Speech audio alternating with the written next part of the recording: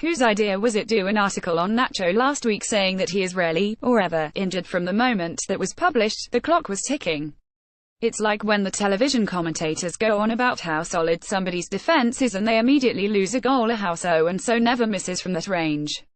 Zinedine Zidane included Nacho in the squad for the Juventus game, but that's the normal for real where big European games are concerned.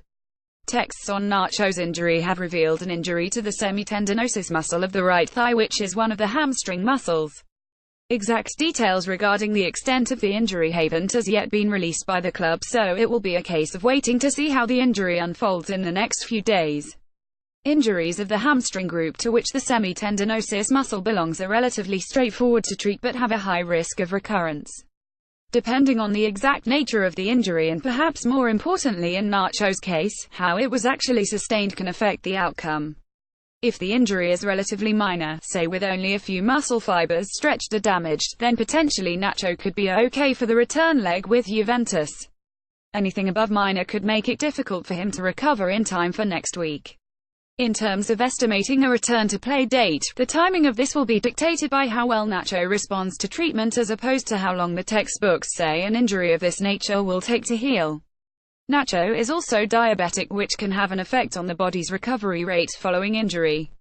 It's probably too early though to estimate how soon he'll be back in training, but a picture will become clear as the next 48 hours or so unfold.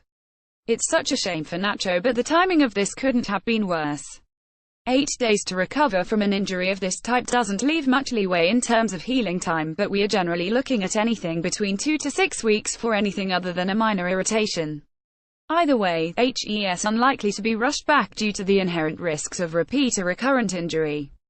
This made all the more pressing thanks to Sergio Ramos' yellow card in Turin, which means the skipper misses the second leg. Zinedine Zidane now finds himself in a difficult position for this weekend's La Liga fixture when Real face Atletico in the Madrid derby.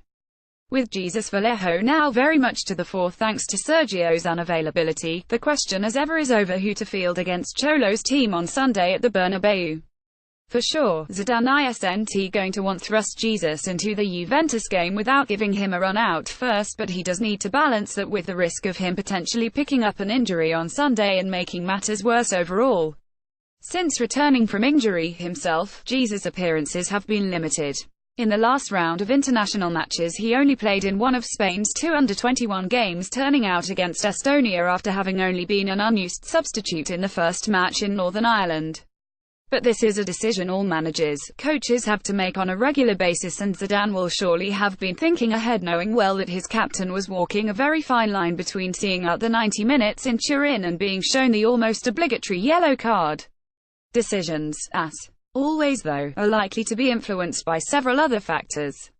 Not least the need to continue the drive for a strong finish to the since success feeds success, but also bearing in mind that there might be other, lesser-known injuries that people might be currently playing through. Plus of course the potential for any other unknown injuries, perhaps those we don't know about, that Zidane prefers to keep in-house. There's also the question of keeping up the rotations in case a similar situation arises again later in the